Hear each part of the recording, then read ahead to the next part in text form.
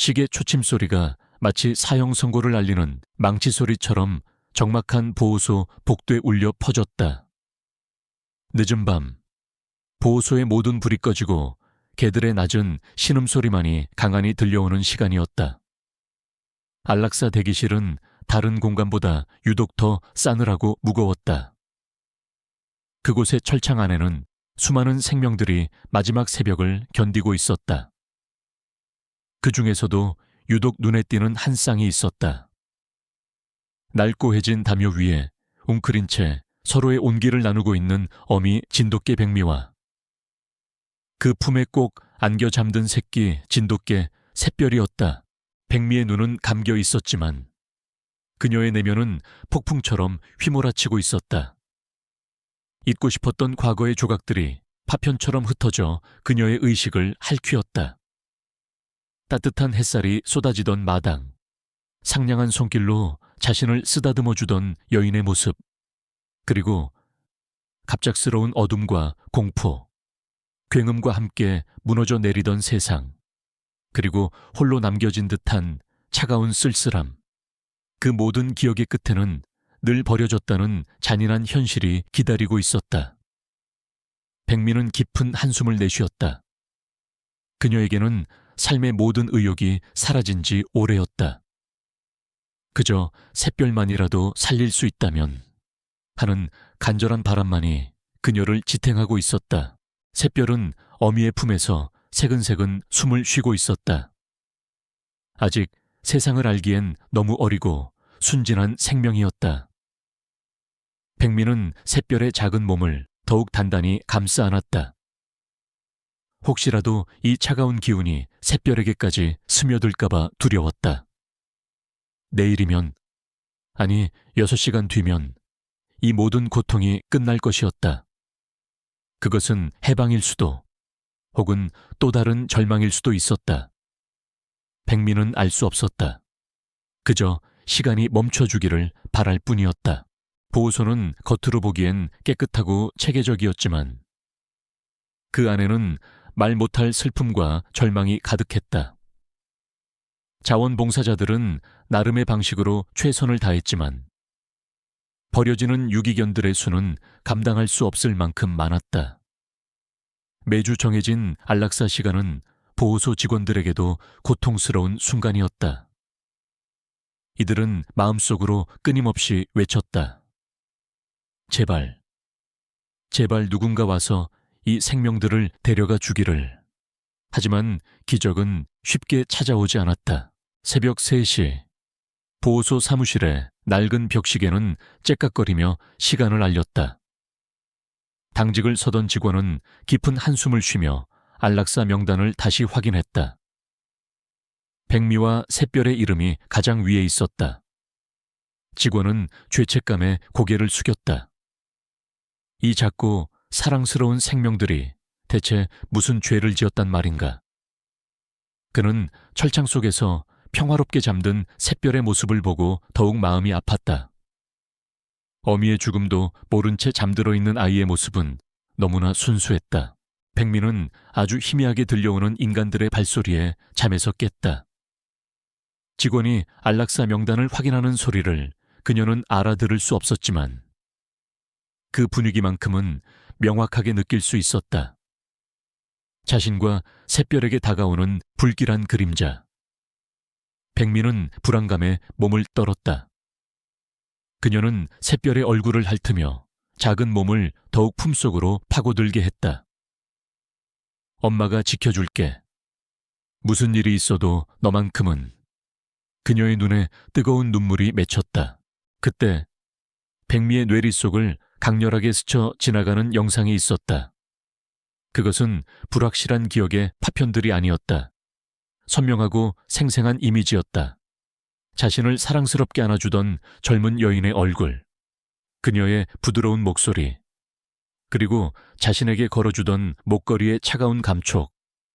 목걸이에는 샛별의 모습과도 닮은 작은 진돗개 형상이 새겨져 있었다. 그리고 그 여인은 자신에게 미안해, 미안해 백미야. 내가 너를 꼭 찾으러 올게. 기다려줘 라고 속삭였다. 백미는 그 목소리의 주인이 누구였는지, 왜 자신에게 그런 말을 했는지 명확히 기억할 수 없었다. 하지만 그녀의 마음속 깊은 곳에서 어떤 강렬한 염원과 간절함이 솟아올랐다. 그녀는 버려진 것이 아니라 잠시 헤어진 것일지도 모른다는 희망의 불씨가 피어났다. 하지만 희망은 너무나도 희미했고 현실은 가혹했다. 백미는 다시 한번 고개를 들었다. 차가운 철창 너머로 보이는 어둠, 그리고 그 어둠 속에서 느껴지는 죽음의 기운. 그녀는 샛별의 안전을 위해 무엇이든 해야 한다고 생각했다. 그 희미한 기억의 실마리가 단서가 될 수 있을지도 모른다는 막연한 생각에 백미는 철창 한 구석을 응시했다. 그곳에는 낡은 벽과 차가운 콘크리트 바닥이 만나는 지점이 있었다. 그녀는 그곳에서 흙먼지 냄새를 맡았다. 희미하게 느껴지는 익숙한 냄새. 그것은 그녀의 주인이 자신을 안아주며 속삭이던 곳의 냄새와 닮아 있었다. 그 냄새는 그녀의 기억을 더욱 선명하게 만들었다. 그녀는 그곳에 무언가가 있을지도 모른다는 본능적인 확신을 가졌다. 샛별을 보호하려는 어미의 본능과 희미하게 되살아난 과거의 기억이 뒤섞여 백미는 몸을 움직였다. 그녀는 작은 앞발로 차가운 콘크리트 바닥을 긁기 시작했다. 날카로운 소리가 났지만 그녀는 아랑곳하지 않았다. 그녀의 발톱은 이미 여러 번 부러지고 닳아 있었지만 그녀는 멈추지 않았다. 샛별을 위한 마지막 노력이었다. 바로 그때 멀리서 희미한 자동차 소리가 들려왔다. 보호소는 이미 문을 닫은 시간이었다. 무슨 일이지? 직원은 의아한 표정으로 창밖을 내다보았다. 새벽의 어둠 속을 가르며 한 대의 승용차가 보호소 입구로 들어서고 있었다. 직원은 당황했다. 이 시간에 누가 이곳을 찾아온단 말인가? 그는 혹시 모를 상황에 대비해 손전등을 들고 조심스럽게 사무실 밖으로 나섰다. 자동차 헤드라이트 불빛이 보호소 입구를 환하게 비추었다. 차에서 내린 사람은 젊은 남자였다. 그는 깔끔한 옷차림에 다소 피곤해 보이는 얼굴을 하고 있었다. 남자는 조심스러운 발걸음으로 보호소 건물로 향했다. 그는 보호소의 당직자에게 다가가 자신을 소개했다. 늦은 밤 죄송합니다. 저는 이곳에 새로 부임하게 된 수의사 서준우라고 합니다. 오늘부터 근무를 시작합니다. 직원은 당황스러운 표정을 감추지 못했다. 아니, 서 수의사님, 첫 출근이시면서 왜 이렇게 일찍? 서준우는 어색하게 웃었다. 밤에 잠이 잘 오지 않아서요. 미리 와서 둘러보고 싶었습니다. 그의 말은 어딘가 모르게 쓸쓸함을 담고 있었다. 그는 새로 배정받은 숙직실로 향하기 전 무언가에 이끌린 듯 안락사 대기실 쪽으로 발걸음을 옮겼다. 차가운 철창 안, 수많은 개들이 잠들어 있거나 희미하게 신음하고 있었다. 그때 그의 눈에 백미와 샛별이 들어왔다. 백미는 여전히 철창 한 구석을 파헤치고 있었다. 그녀의 발톱은 피투성이가 되어 있었지만 그녀의 눈은 어떤 간절함으로 빛나고 있었다. 준우는 백미의 눈빛에서 강렬한 끌림을 느꼈다. 그것은 단순한 동정심이 아니었다. 마치 잊고 있던 어떤 기억의 문이 열리는 듯한 기시감이었다. 그는 백미의 이마에 있는 희미한 상처를 보았다. 그것은 오래된 흉터처럼 보였다. 그 흉터는 그의 기억 속에 남아있는 어떤 이미지와 겹쳐졌다. 하지만 그는 그것이 무엇이었는지 떠올릴 수 없었다. 그저 마음 깊은 곳에서 알 수 없는 아픔과 슬픔이 밀려왔다. 그는 백미와 샛별에게 다가갔다. 차가운 철창 너머 샛별은 어미의 품에 안겨 평화롭게 잠들어 있었다. 준우는 알 수 없는 감정에 휩싸였다. 이 작고 연약한 생명들을 자신이 직접 안락사시켜야 한다는 사실이 그의 가슴을 짓눌렀다. 동이 트기까지 sos 시간 짧고도 긴 시간이 남아 있었다. 준우는 백미와 샛별이 있는 철창 앞에서 한참을 서 있었다. 백미는 여전히 작은 앞발로 바닥을 긁고 있었고 샛별은 어미의 품에 안겨 잠들어 있었다. 준우의 마음속에는 설명할 수 없는 감정들이 뒤섞였다. 연민, 죄책감, 그리고 어딘가 모르게 익숙한 슬픔. 그는 천천히 철창 문을 열고 백미에게 손을 내밀었다. 백미는 순간 움찔했지만 준우의 손길에서 위협이 아닌 부드러움을 느꼈는지 이내 머리를 그의 손에 기댔다. 준우는 조심스럽게 백미의 이마에 있는 희미한 흉터를 쓰다듬었다. 그때였다. 그의 머릿속에 과거의 한 장면이 섬광처럼 스쳐 지나갔다. 어린 시절 그에게는 해피라는 이름의 진돗개가 있었다. 해피는 준우의 가장 친한 친구이자 가족이었다. 해피의 임에도 백미와 똑같은 희미한 흉터가 있었다. 어느 날 해피는 갑작스러운 사고로 준우의 품을 떠났다. 어린 준우는 해피의 죽음 앞에서 무력감을 느꼈고 그 충격으로 인해 마음의 문을 닫아버렸다. 수의사가 된 것도 어쩌면 해피를 지키지 못했다는 죄책감 때문이었을지도 모른다. 백미의 흉터는 해피의 흉터와 놀랍도록 닮아 있었다. 그리고 백미의 눈빛은 해피가 자신을 떠나기 전 바라보던 그 애틋한 눈빛과 너무나도 흡사했다. 준우는 알 수 없는 이끌림에 백미와 샛별을 안락사 대기실에서 데리고 나왔다. 당직 직원은 준우의 행동에 놀란 표정을 지었다. 서 수의사님, 지금 뭘 하시는? 준우는 단호하게 말했다. 이 개들은 안락사시킬 수 없습니다.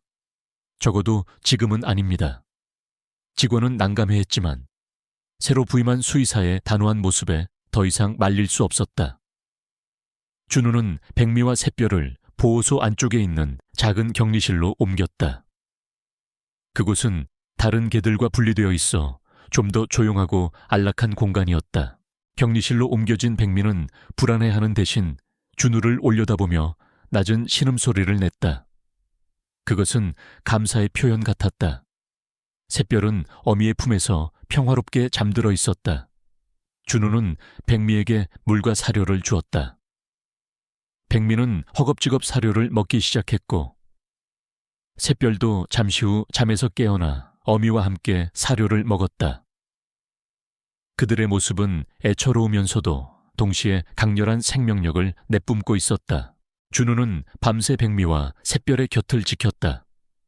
그는 백미의 행동을 유심히 관찰했다. 백미는 격리실 안에서도 여전히 불안한 듯 코를 킁킁거리며 맴돌았다. 그러다 격리실 한 구석도 햇볕이 잘 들지 않는 벽 쪽으로 다가가 냄새를 맡기 시작했다. 그리고 마치 무언가를 찾는 듯 앞발로 그곳을 긁으려 했다. 준우는 백미의 행동이 단순한 본능이 아님을 직감했다.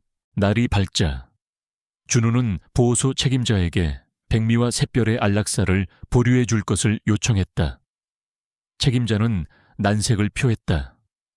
서 수의사님, 안락사 규정은 바뀌지 않습니다. 유기견 보호는 예산 문제도 크고요. 준우는 물러서지 않았다. 이 개들에게는 특별한 사연이 있는 것 같습니다. 제가 직접 조사해서 그 사연을 밝혀내겠습니다. 잠시만 시간을 주십시오. 준우의 진심 어린 설득의 책임자는 결국 마지못해 그의 요청을 받아들였다. 하지만 길어야 일주일입니다.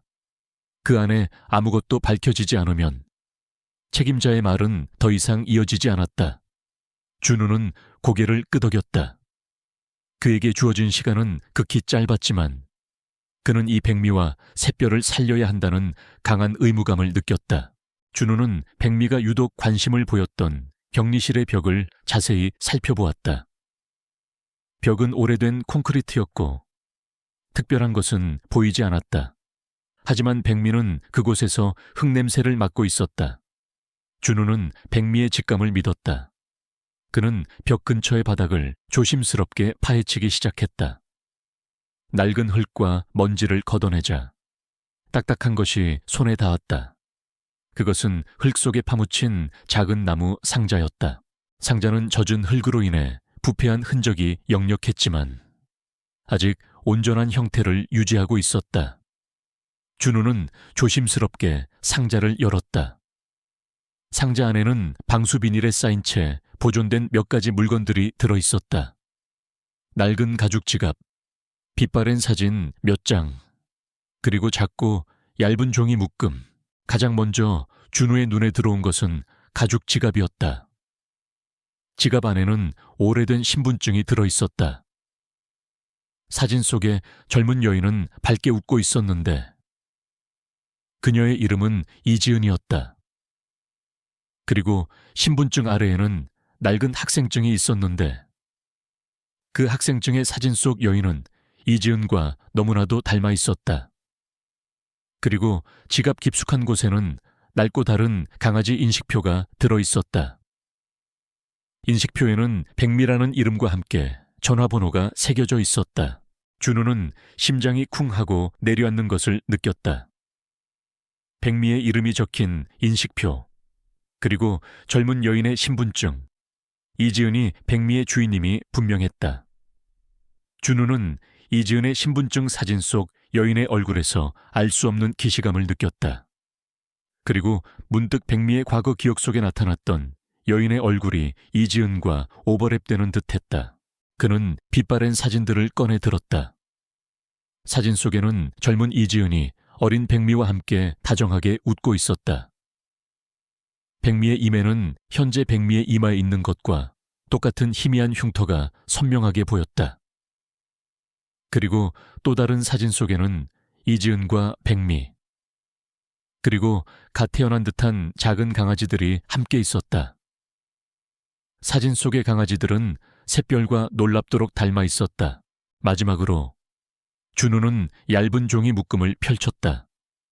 그것은 이지은이 쓴 것으로 보이는 일기였다. 일기에는 백미에 대한 깊은 사랑과 애정이 담겨 있었다. 나의 소중한 백미, 너는 내 삶의 전부야. 무슨 일이 있어도 너를 버리지 않을게. 그리고 일기의 후반부로 갈수록 내용은 어두워졌다. 이지은은 누군가로부터 지속적인 위협을 받고 있다는 내용을 쓰고 있었다. 그 위협은 그녀가 과거에 저지른 어떤 실수와 관련된 듯했다. 일기 속에는 특정 인물의 이름이 언급되어 있었다. 김진호. 그는 이지은의 전 직장 상사였는데 이지은이 그의 비리를 폭로하려다 오히려 역으로 협박을 받고 있다는 내용이었다. 일기는 이지은이 마지막으로 백미를 안전한 곳에 숨기고 나 자신은 피해야 해. 하지만 내가 돌아오지 못하면 백미에게 무슨 일이 생길까? 샛별이 태어날 텐데 라는 문구로 끝을 맺고 있었다. 준우는 일기를 다 읽자마자 온몸에 소름이 돋는 것을 느꼈다. 백미가 버려진 것이 아니었다. 그녀의 주인 이지은이 어떤 위험에 처해 백미를 잠시 맡긴 것이었다. 그리고 그 위협의 배후에는 김진호라는 인물이 있었다. 김진호는 분명 현재까지도 이지은의 행방과 백미의 존재를 찾고 있을 것이다. 준우는 샛별과 백미를 바라봤다. 그들은 이지은이 살았다는 명백한 증거였다. 그리고 이지은이 위협받고 있다는 증거이기도 했다. 준우는 더 이상 시간을 지체할 수 없었다. 백미와 샛별의 안락사 유예 기간은 짧았다. 그는 곧바로 보호소 책임자에게 이 사실을 알렸다. 책임자 또한 충격을 받았다. 이런 엄청난 사건이. 준우는 경찰에 신고해야 한다고 주장했다. 하지만 책임자는 신중해야 한다며 먼저 이지은의 행방을 파악하고 김진호에 대한 정보를 더 모으자고 제안했다. 어설프게 움직였다가는 김진호가 백미와 샛별을 해칠 수도 있다는 우려 때문이었다. 준우는 이지은의 일기 속에 언급된 주소와 전화번호들을 토대로 직접 이지은의 행방을 추적하기 시작했다. 그는 이지은의 일기 속에 한때 이지은의 편에 섰던 강혜진이라는 이름이 언급된 것을 기억했다. 강혜진은 이지은의 비리를 폭로하는데 도움을 주려 했던 인물로 묘사되어 있었다. 준우는 강혜진을 찾아가 이지은의 행방과 김진우에 대한 정보를 얻기로 결심했다. 백미는 준우의 곁에 앉아 그의 결심을 이해한다는 듯이 조용히 그를 바라보고 있었다. 백미의 눈은 이제 더 이상 절망으로 가득 차 있지 않았다. 그 눈에는 희미한 희망과 함께 잃어버린 주인을 다시 찾을 수 있다는 간절함이 담겨 있었다. 준우는 백미의 눈을 마주하며 속으로 다짐했다. 내가 반드시 너의 주인을 찾아줄게. 그리고 너와 샛별이 안전하게 살아갈 수 있도록 모든 것을 걸겠어. 그에게는 해피를 지키지 못했던 과거의 상처를 치유할 수 있는 마지막 기회이기도 했다. 준우는 이지은의 일기 속에서 강혜진이라는 이름을 다시 한번 확인했다. 그녀는 이지은이 김진호의 비리를 폭로하려 했을 때 유일하게 이지은의 편에 서서 도와주려 했던 인물이었다. 현재 이지은의 유일한 희망은 강혜진에게 있을지도 모른다는 직감이 들었다. 준우는 밤늦게까지 인터넷을 뒤져 강혜진의 흔적을 찾았다. 어렵게 찾아낸 것은 오래전 그녀가 운영했던 작은 탐정사무소의 폐업 공고와 함께 그녀가 잠시 머물렀던 것으로 추정되는 주소였다. 다음 날 아침, 준우는 백미와 샛별을 보호소 직원에게 맡긴 채 곧바로 강혜진을 찾아 나섰다. 백미는 준우가 나서는 모습을 불안한 눈으로 지켜봤지만 준우가 곧 돌아올게라고 속삭이자 인해 얌전히 앉아 기다렸다. 강혜진이 마지막으로 머물렀던 주소는 서울의 낡은 주택가였다. 낡고 허름한 건물들 사이를 헤치며 도착한 곳은 녹슨 철문이 굳게 닫힌 작은 집이었다. 준우는 초인종을 눌렀지만 아무런 인기척이 없었다. 포기하지 않고 몇 번 더 벨을 누르자 희미하게 문이 열리는 소리가 들렸다. 문틈으로 빼꼼히 얼굴을 내민 것은 초췌한 모습의 중년 여성이었다. 그녀의 눈은 피곤으로 붉게 충혈되어 있었고 얼굴에는 깊은 주름이 패여 있었다. 누구세요? 그녀의 목소리는 경계심이 가득했다. 준우는 조심스럽게 자신을 소개했다. 강혜진 씨 맞으시죠? 저는 서준우라고 합니다. 사실 드릴 말씀이 있는데 이지은 씨와 관련된 이야기입니다. 이지은의 이름이 나오자 강혜진의 눈빛이 흔들렸다. 그녀는 준우를 집 안으로 들였다. 집 내부는 어수선했고 온갖 서류와 책들이 쌓여 있었다. 거실 한편에는 낡은 지도와 함께 사건 파일들이 어지럽게 널려 있었다. 준우는 강혜진이 여전히 이지은의 사건에 매달려 있다는 것을 직감했다. 강혜진은 커피 한 잔을 내어주며 준우에게 자리에 앉으라고 권했다. 이지은이라니 벌써 몇 년이 지났는데 아직도 그 아이를 찾는 사람이 있을 줄은 몰랐네요. 그녀의 목소리에는 체념과 슬픔이 뒤섞여 있었다.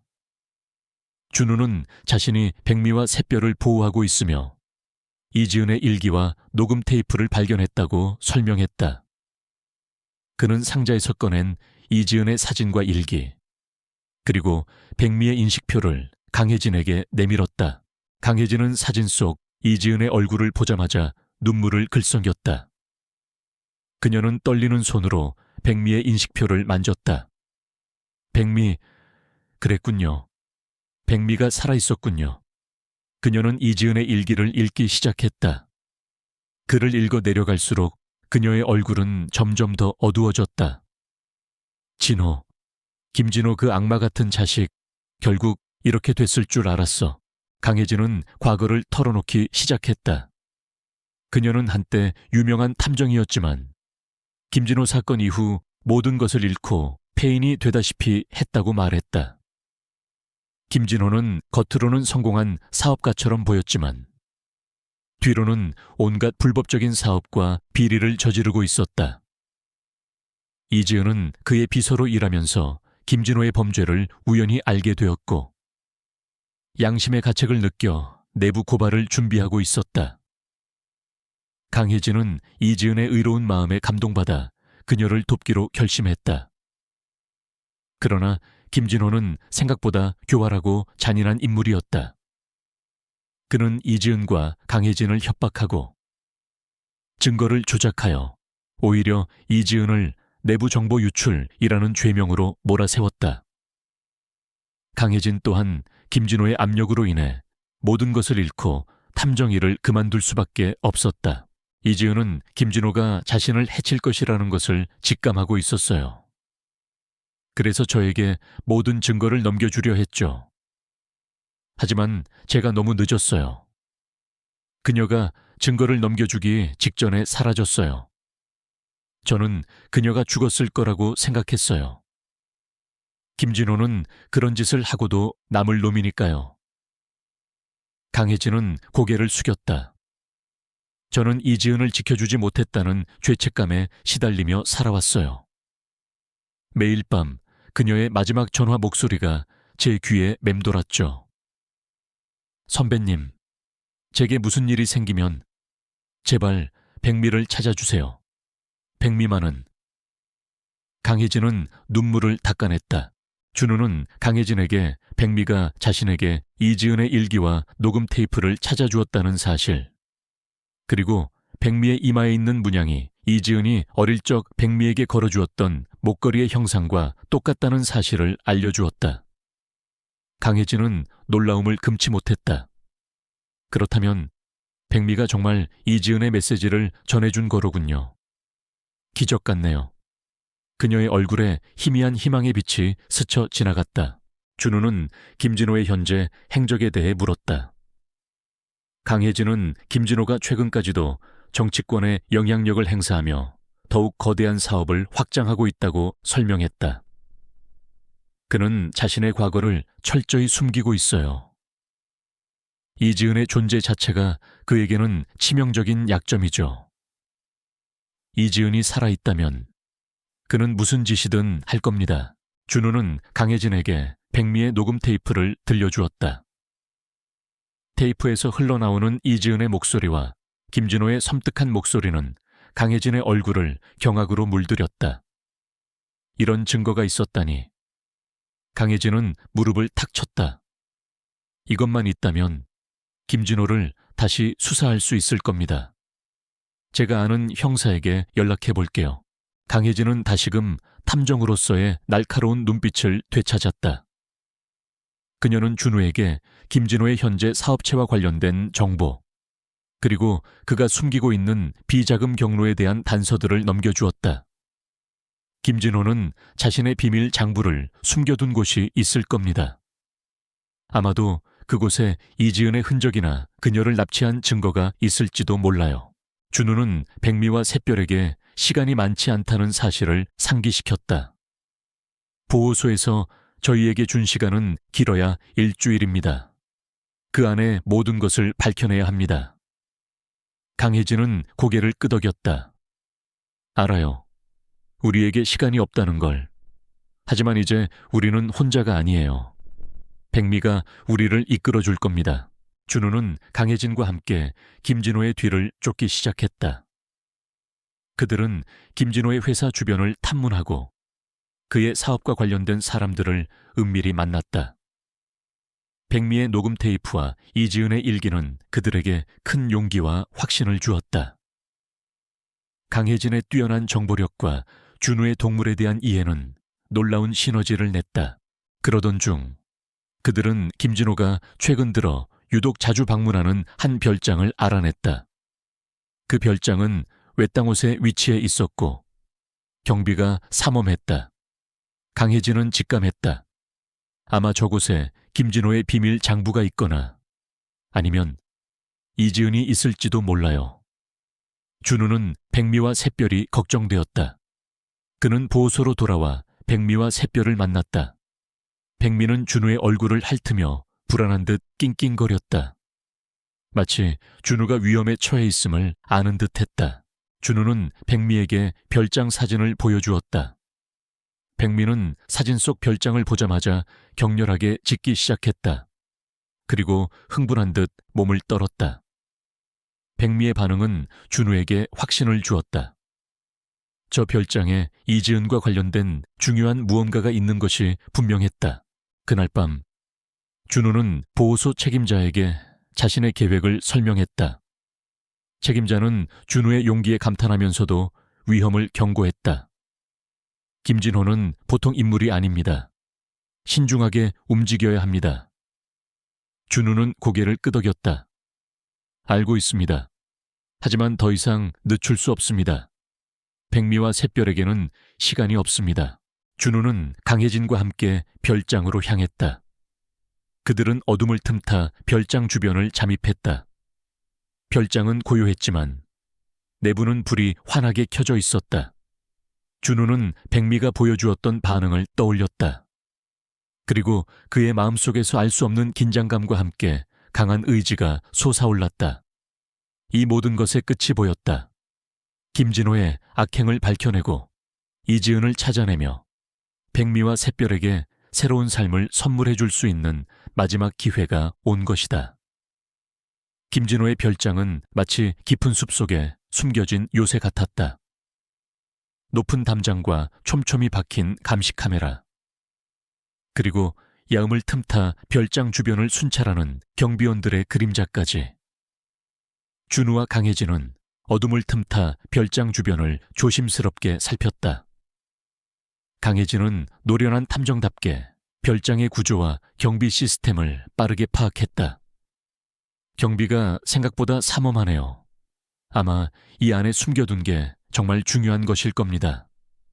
그녀의 눈은 날카롭게 빛났다.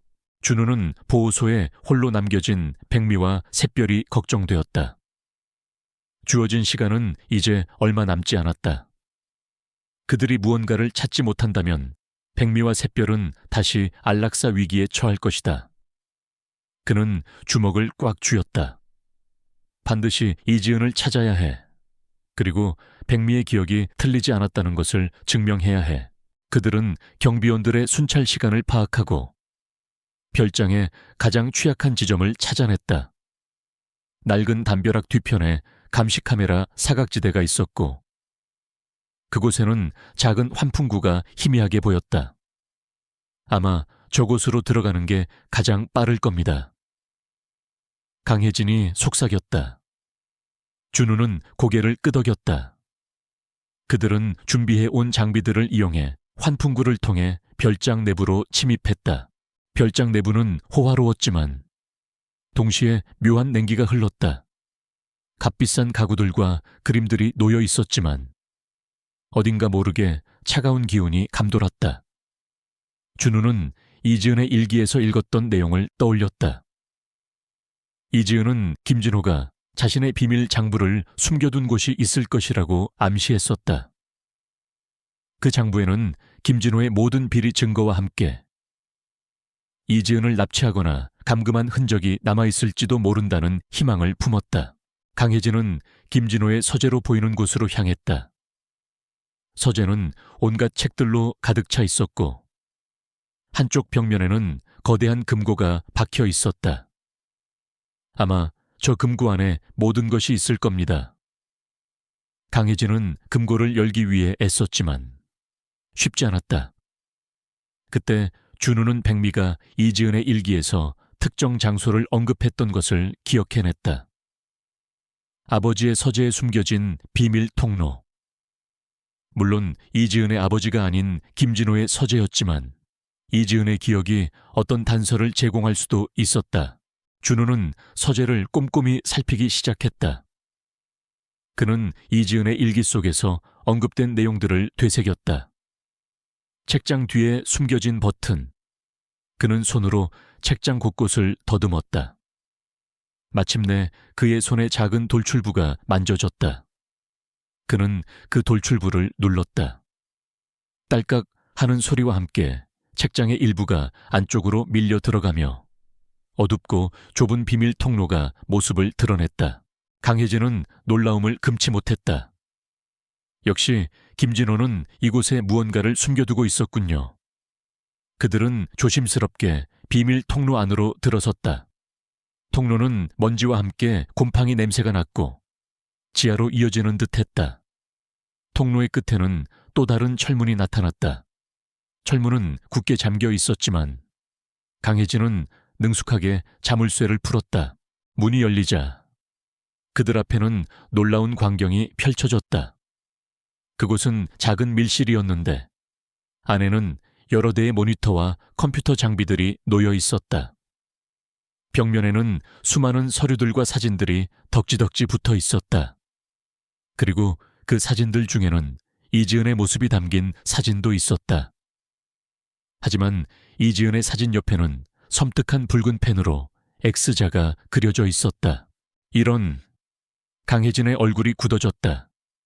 그곳은 김진호가 이지은을 감시하고 자신의 범죄를 기록해둔 비밀 아지트였다. 준우는 모니터 화면을 살펴보았다. 화면 속에는 이지은이 감금되어 있는 듯한 영상이 재생되고 있었다. 그녀는 창백한 얼굴로 침대에 앉아 있었고 주변은 어두웠다. 하지만 영상은 끊겨 있었다. 언제 촬영된 영상인지 알 수 없었다. 그때 준우의 눈에 바닥에 떨어진 낡은 일기장 한 권이 들어왔다. 그것은 이지은의 것이었다. 일기장은 최근까지도 쓰여진 듯 보였다. 일기장에는 김진호에게 감금된 후에 절망적인 상황과 함께 자신을 찾아올 백미와 샛별에 대한 간절한 그리움이 담겨 있었다. 그리고 일기의 마지막 페이지에는 이렇게 쓰여 있었다. 김진호는 나를 이곳에 가두어두고 내가 가진 모든 증거를 찾으려 하고 있다. 하지만 그 증거는 이미 안전한 곳에 있다. 그가 절대 찾지 못할 곳에. 준우는 혼란스러웠다. 이지은은 살아있었다. 하지만 어디에 그리고 증거는 또 어디에 있다는 말인가. 이지은의 일기 속에서 한 문장이 준우의 눈길을 사로잡았다. 백미가 나를 찾아올 것이다. 백미만이 이곳을 알고 있다. 바로 그때였다. 밀실의 문이 갑자기 쾅 하고 열렸다. 그들 앞에 나타난 것은 김진호였다. 그의 뒤에는 건장한 부하들이 서 있었다. 김진호의 얼굴은 분노로 일그러져 있었다. 감히 내 비밀 장소에 침입하다니. 내 놈들이 이지은과 한패였군. 김진호의 눈은 광기로 번뜩였다.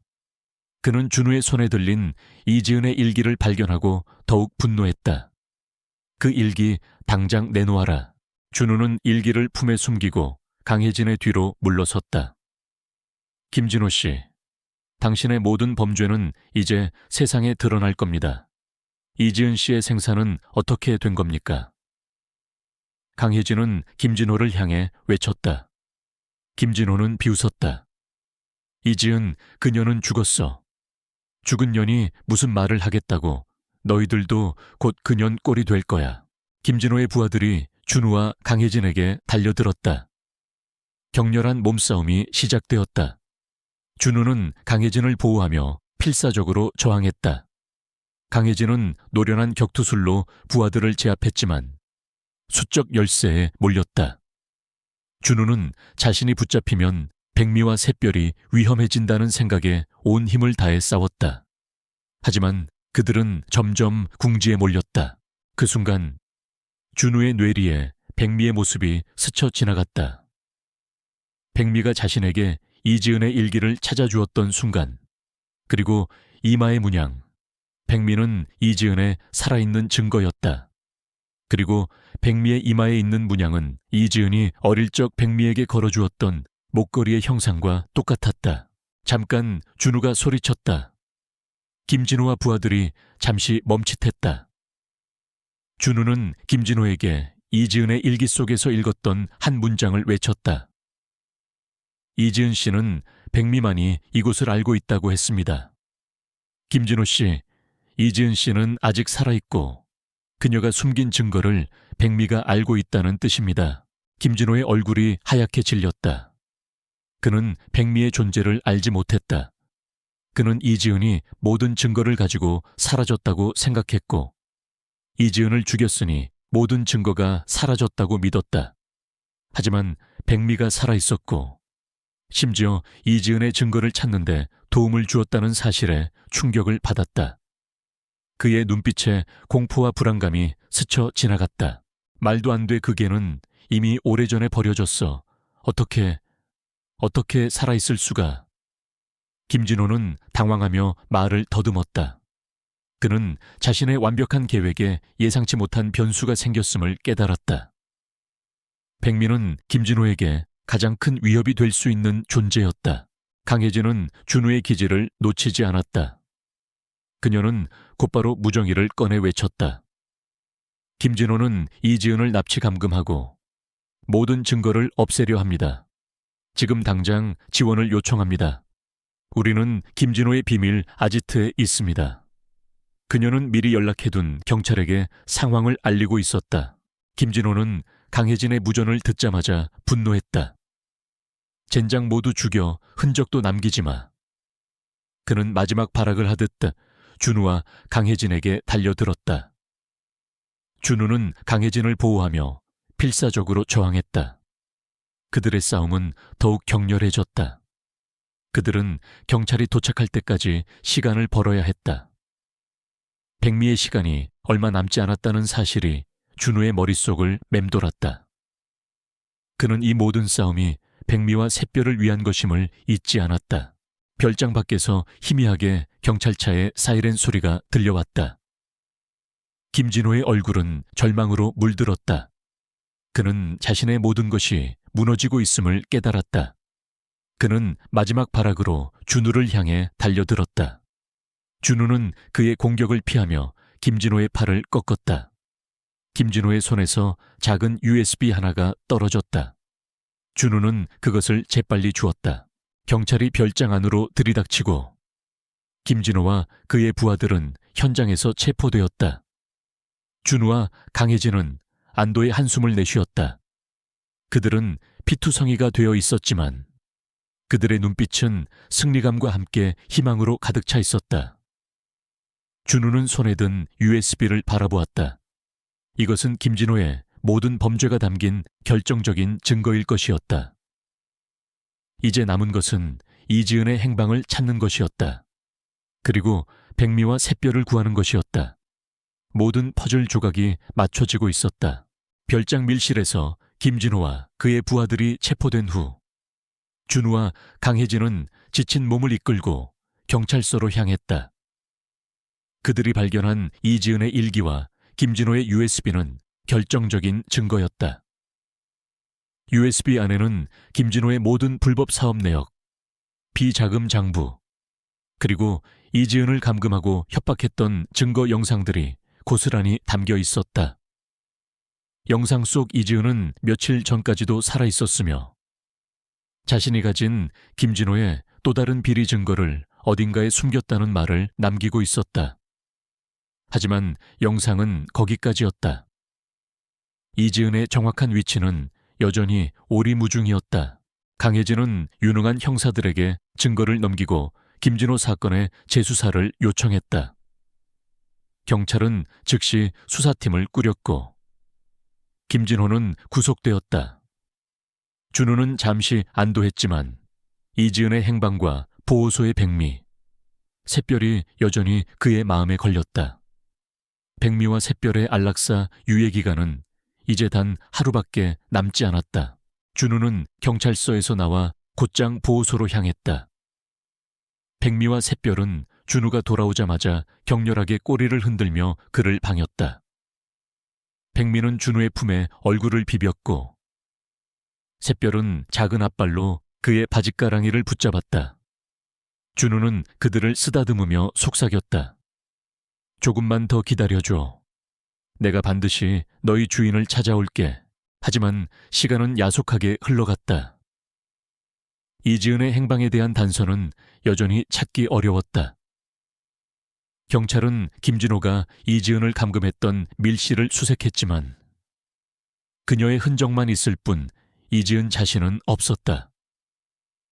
김진호는 입을 굳게 다물고 이지은의 행방에 대해 함구했다. 준우는 이지은의 마지막 일기 내용을 다시 떠올렸다.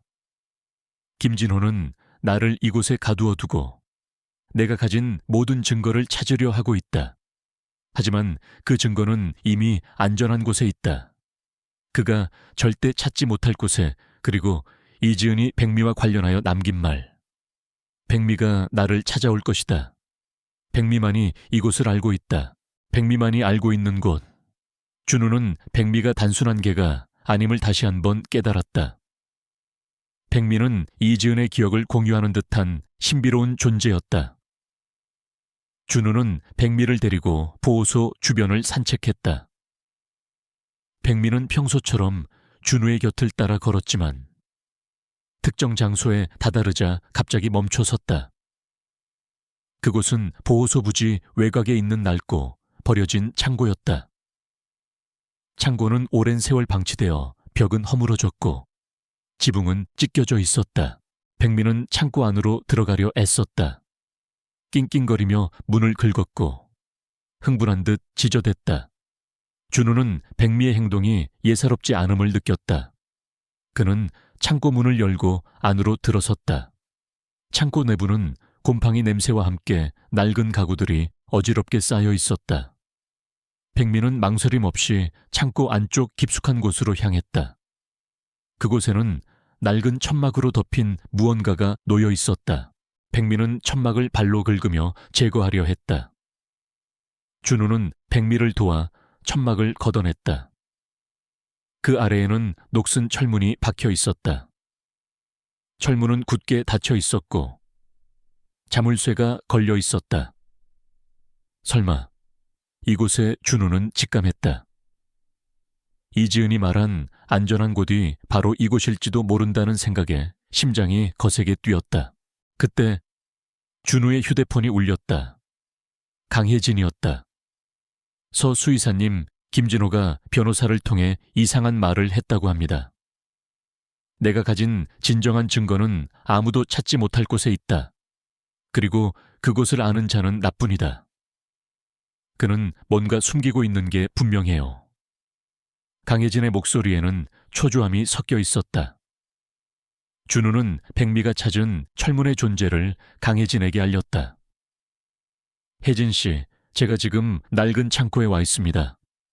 백미가 철문을 찾았어요. 강혜진은 놀라움을 금치 못했다. 백미가 정말로 길을 찾아주는군요. 서둘러요. 그곳을 열어봐야 합니다. 준우는 철문의 자물쇠를 풀기 위해 애썼지만 녹슨 자물쇠는 꿈쩍도 하지 않았다. 시간은 계속 흘러갔다. 백미와 샛별의 안락사 시간이 점점 다가오고 있었다. 준우는 초조해졌다. 그때 강혜진이 도착했다. 그녀는 숙련된 손길로 자물쇠를 살폈다. 이건 특수 자물쇠네요. 부수려면 시간이 좀 걸릴 겁니다. 그 순간 멀리서 희미한 발소리가 들려왔다. 김진호의 남은 부하들이었다.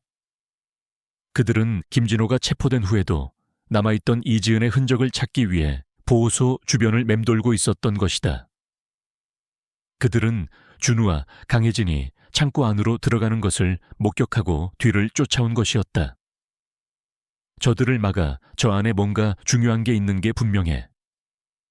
그들은 몽둥이와 쇠파이프를 들고 준우와 강혜진에게 달려들었다. 준우와 강혜진은 필사적으로 저항했다. 강혜진은 몸을 날려 부하들을 막아섰고 준우는 자물쇠를 부수기 위해 안간힘을 썼다. 백미는 으르렁거리며 준우의 앞을 가로막고 부하들에게 달려들었다. 백미의 사나운 공격에 부하들은 주춤했지만 그들은 수적으로 우세했다. 백미는 한 부하가 휘두른 몽둥이에 옆구리를 맞고 쓰러졌다. 크르릉. 백미는 고통스러운 신음을 내뱉었다. 백미야, 준우가 외쳤다. 백미의 희생적인 모습에 준우의 눈이 이글거렸다. 그는 백미를 향해 달려드는 부하를 막아섰다. 강혜진 또한 필사적으로 싸웠지만 부상으로 인해 더 이상 버티기 힘들어 보였다. 시간은 점점 더 촉박해지고 있었다. 안락사까지 남은 시간은 단 2시간. 바로 그때 백미는 쓰러진 채 고개를 들었다. 그녀의 눈은 흐릿했지만 그녀의 시선은 철문을 향해 있었다. 그리고 그녀의 입에서는 희미한 신음소리가 흘러나왔다. 마치 여기에 또 다른 단서가 라고 말하는 듯했다. 백미는 마지막 힘을 다해 철문에 머리를 비볐다. 백미의 이마에 있는 문양이 철문의 한 부분을 스치자 놀랍게도 철문에서 희미한 딸깍 소리가 났다. 이건 준우는 백미가 가리키는 곳을 다시 한번 살펴보았다. 철문에는 눈에 띄지 않던 작은 홈이 있었다.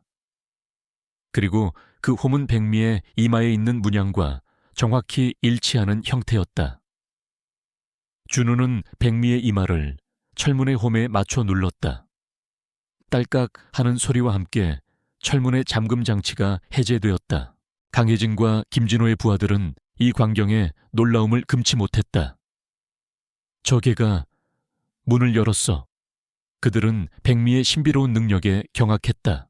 철문이 열리자 안에서는 서늘한 공기와 함께 희미한 빛이 새어나왔다. 그곳은 지하 통로로 이어지는 계단이었다. 강혜진은 재빨리 부하들을 제압하고 준우에게 말했다. 서 수의사님 들어가요. 제가 여기서 시간을 벌게요. 준우는 쓰러져 있는 백미를 바라보았다. 백미는 힘없이 준우를 올려다보며 낮은 신음소리를 냈다. 준우는 백미를 부축하려 했지만 백미는 고개를 저었다. 그녀의 눈은 마치 이제 괜찮아, 가 라고 말하는 듯했다. 준우는 백미의 뜻을 이해했다. 그는 마지막으로 백미의 머리를 쓰다듬었다.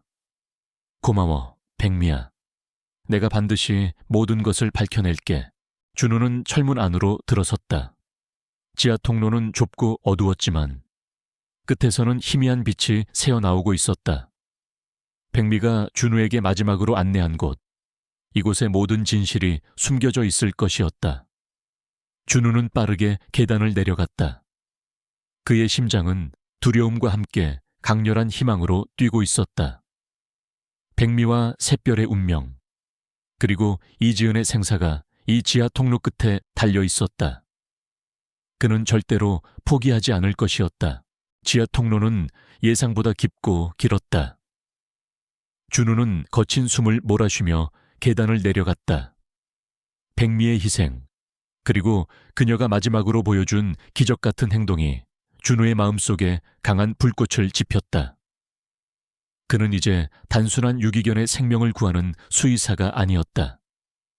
그는 백미와 이지은의 잃어버린 정의를 되찾고 김진호의 악행을 완전히 끝장내야 하는 임무를 띠고 있었다. 통로의 끝에 다다르자 어두운 공간에서 희미한 전등 불빛이 새어나왔다. 빛을 따라 발걸음을 옮기자 준우의 눈앞에는 작은 지하 공간이 나타났다.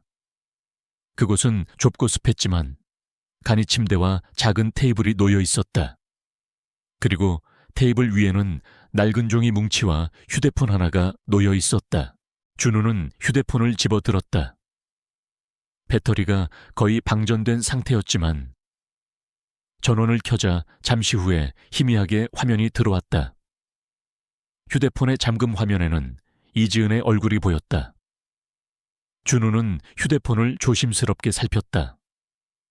메시지 앱에는 전송되지 못한 메시지가 가득했다.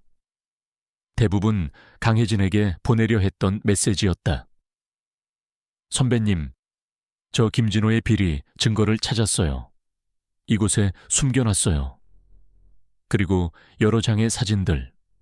사진 속에는 김진호가 자신의 부하들에게 돈을 건네는 모습, 불법 계약서들, 그리고 이지은이 말했던 또 다른 비밀 장부가 찍혀 있었다. 이 모든 것이 결정적인 증거였다. 준우는 떨리는 손으로 종이 뭉치를 펼쳤다. 그것은 이지은이 직접 작성한 김진호의 모든 범죄 기록이었다. 꼼꼼하고 치밀하게 정리된 문서들은 김진호의 악행을 낱낱이 고발하고 있었다. 비자금 조성, 불법 로비, 탈세, 그리고 인신매매까지 준우는 이지은의 용기와 집념에 감탄했다. 김진호가 왜 그토록 이지은을 찾아 헤맸는지, 그리고 왜 그녀를 죽이려 했는지 명확히 알 수 있었다.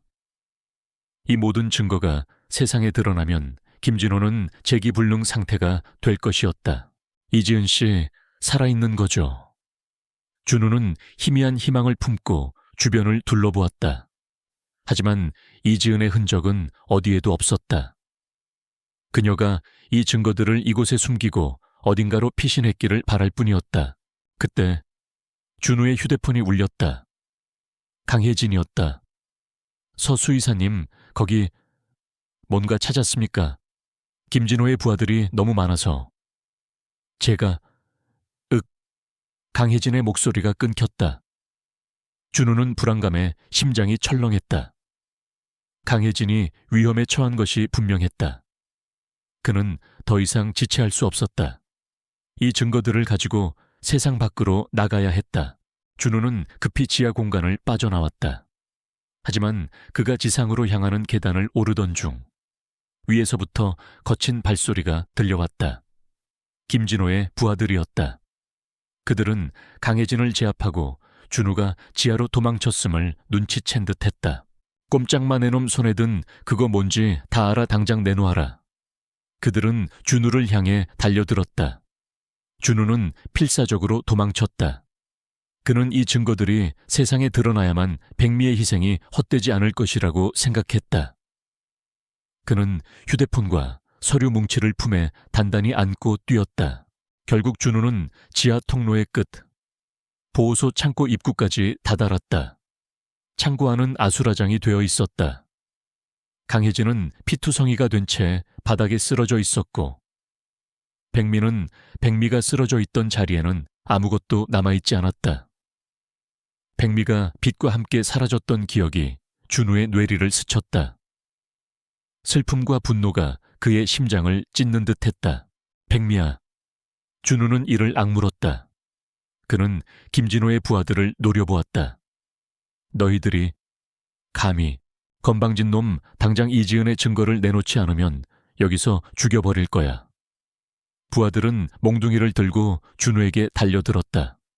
준우는 사력을 다해 그들을 막아섰다. 그는 싸움에 능숙하지 않았지만 백미와 이지은을 향한 의지로 버텼다. 그는 부하들의 몽둥이를 피하며 창고 밖으로 도망치려 했다. 그 순간 멀리서 경찰차의 사이렌 소리가 들려왔다. 김진호가 체포된 후에도 강혜진은 혹시 모를 상황에 대비해 동료 형사들에게 보호소 주변을 주시해달라고 요청해 두었던 것이다. 부하들은 사이렌 소리를 듣자마자 당황하며 뿔뿔이 흩어졌다. 그들은 경찰이 도착하기 전 모든 증거를 없애고 도망치려 했다. 잡아줘 놈, 잡아서 증거를 빼앗아.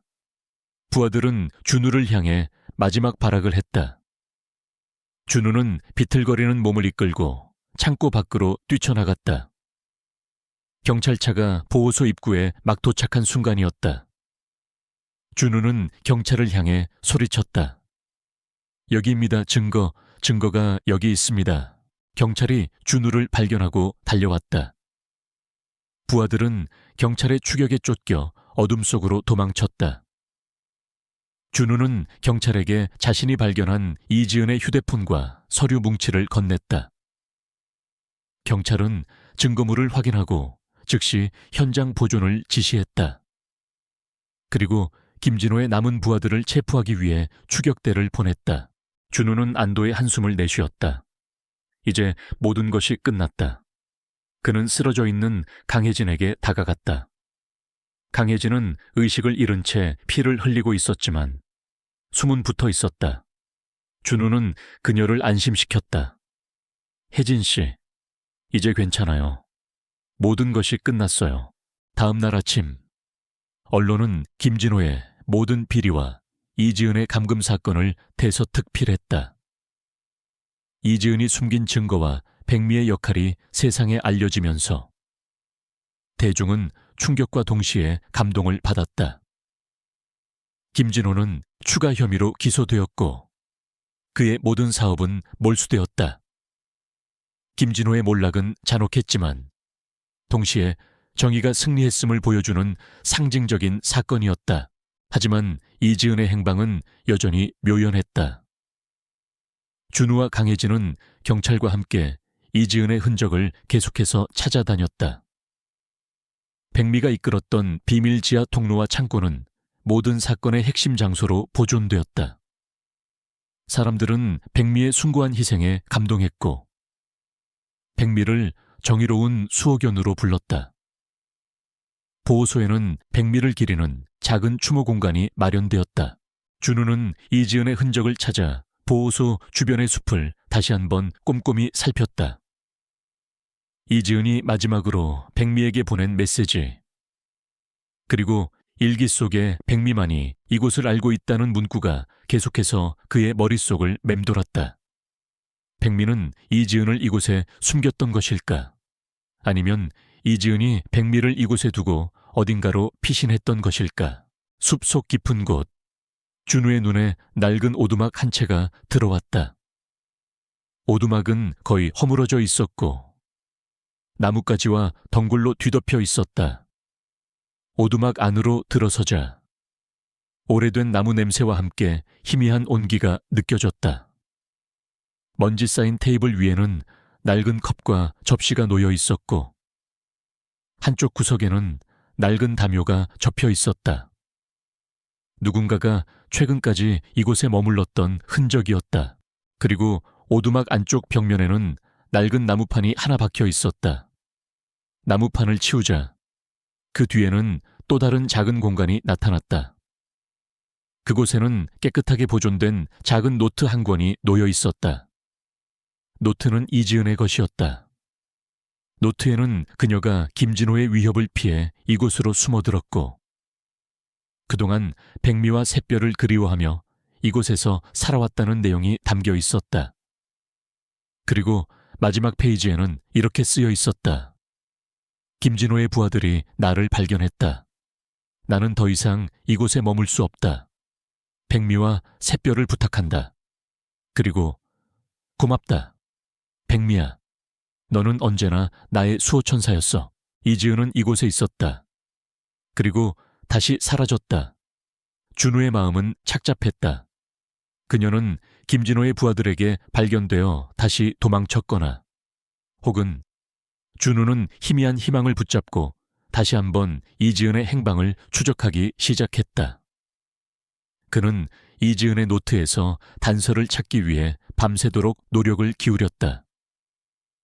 이지은은 김진호가 놓치고 있던 또 다른 핵심적인 단서였다. 이지은의 노트는 준우에게 희망과 동시에 새로운 과제를 안겨주었다. 그녀는 김진호의 부하들에게 발각되어 다시금 도피 생활을 시작했지만 어딘가에 살아있다는 희미한 단서였다. 준우는 노트를 꼼꼼히 살폈다. 그녀가 마지막으로 남긴 메시지에는 한 장의 오래된 사진이 끼워져 있었다. 사진 속에는 어린 이지은이 그녀의 부모님, 그리고 어린 백미와 함께 시골의 한 작은 사찰 앞에서 행복하게 웃고 있었다. 사찰의 이름은 희미하게 보였지만 영봉사라고 적혀 있었다. 준우는 직감했다. 이지은이 마지막으로 향한 곳은 바로 이 영봉사일 것이라고. 그곳은 이지은의 추억이 담긴 장소이자 김진호의 손길이 닿지 않을 것이라고 믿는 안식처였을 것이다. 준우는 강혜진에게 연락해 영봉사의 위치를 확인했다. 영봉사는 김진호의 사업 영역과는 동떨어진 아주 외딴 시골에 위치한 작은 절이었다. 강혜진은 아직 부상에서 완전히 회복되지 않았지만 준우의 이야기를 듣고는 즉시 그와 동행하겠다고 나섰다. 이지은을 찾을 수 있는 마지막 기회예요. 제가 어떻게든 도울게요. 그녀의 눈은 이지은을 향한 죄책감과 동시에 오랜 숙권을 풀고자 하는 의지로 빛나고 있었다. 샛별은 보호소 직원에게 맡겨졌다. 준우는 샛별에게 엄마를 꼭 찾아올게 라고 속삭이며 백미의 이마에 있는 문양을 다시 한번 떠올렸다. 백미의 영혼이 그들을 이끌고 있을 것이라고 믿었다. 영봉사로 향하는 길은 험난했다. 낡은 비포장도로와 가파른 산길을 한참을 달려야 했다. 마침내 그들은 깊은 산속에 자리한 작은 사찰, 영봉사에 도착했다. 사찰은 고요하고 평화로웠지만 인기척은 느껴지지 않았다. 마치 시간이 멈춘 듯한 곳이었다. 준우와 강혜진은 조심스럽게 사찰 안으로 들어섰다. 대웅전과 요사체, 그리고 작은 종각이 전부인 소박한 절이었다. 그들은 사찰 곳곳을 살폈다. 그러다 대웅전 뒤편, 작은 산신강 옆에 희미하게 난 오솔길을 발견했다.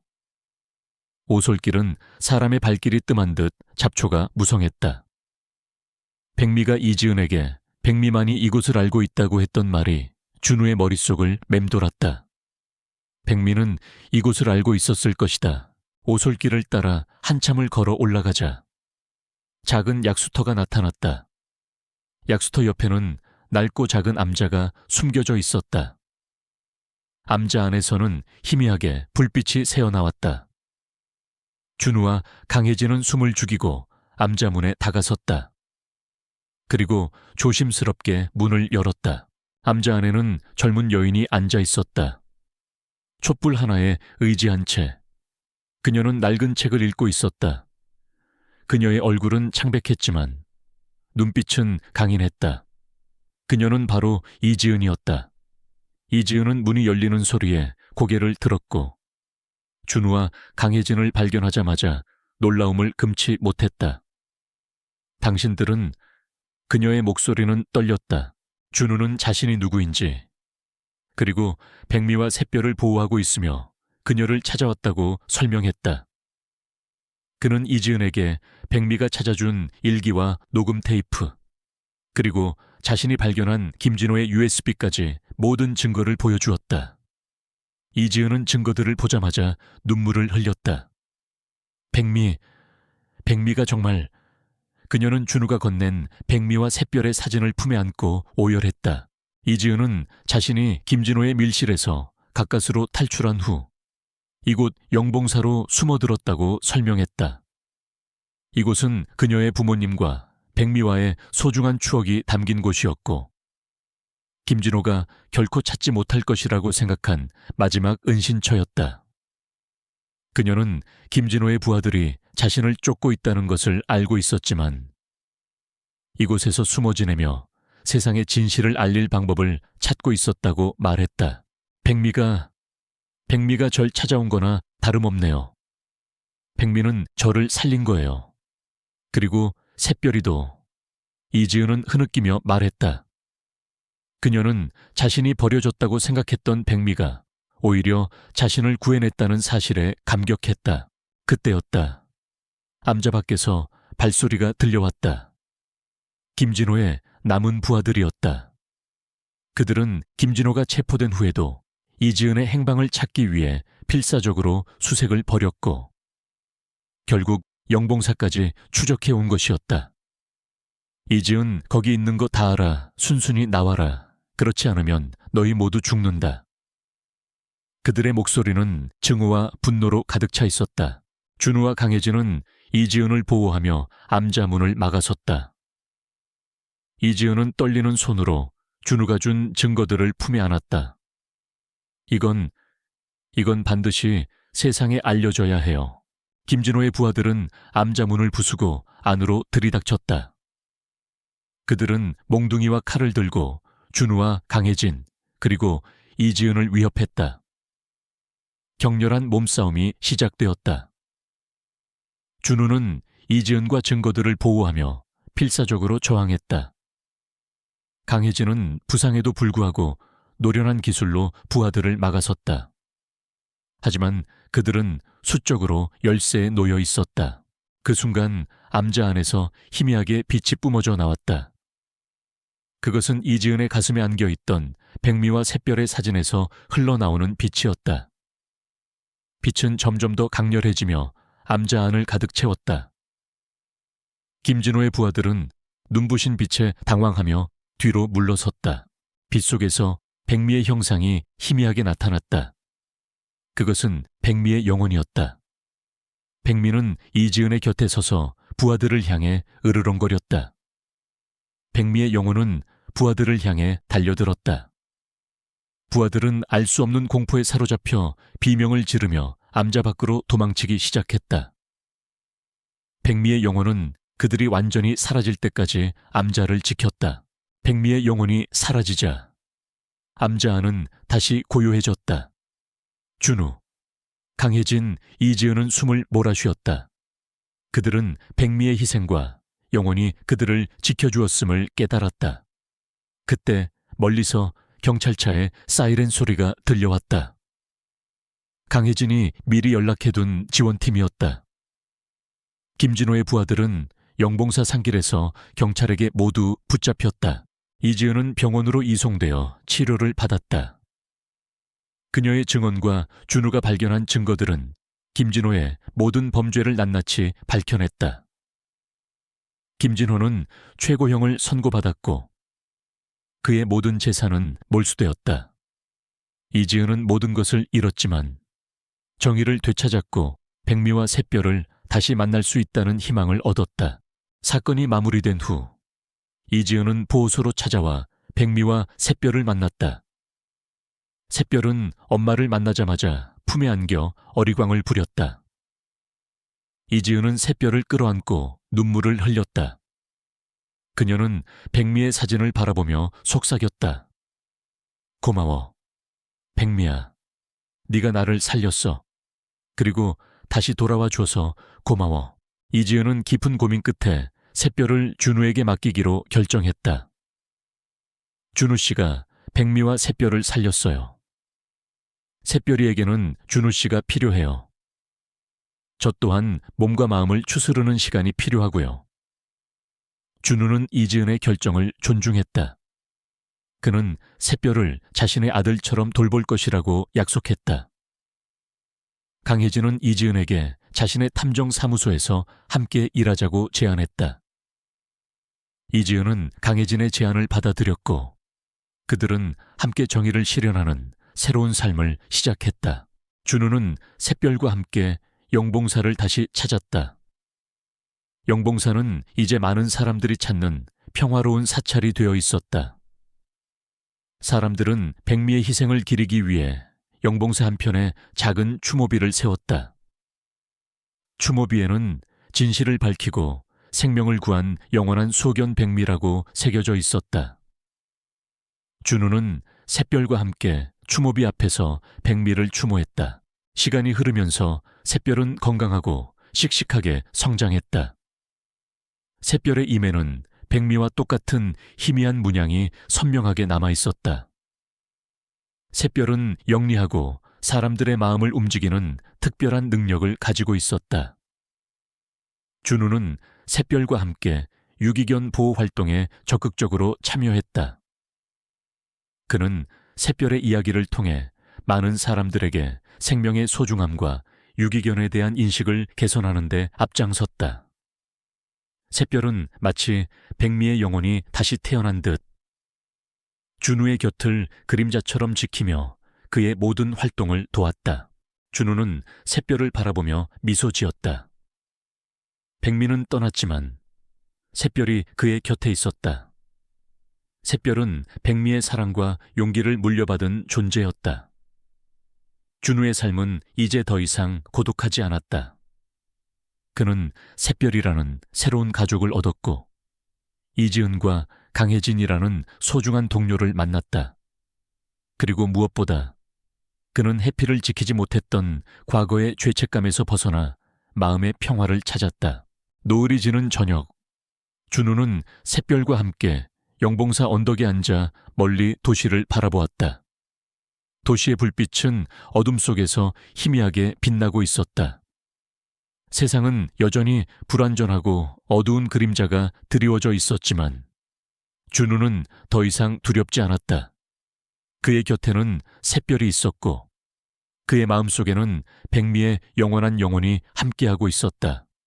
그들은 함께 세상에 희망의 빛을 전하는 존재가 될 것이었다.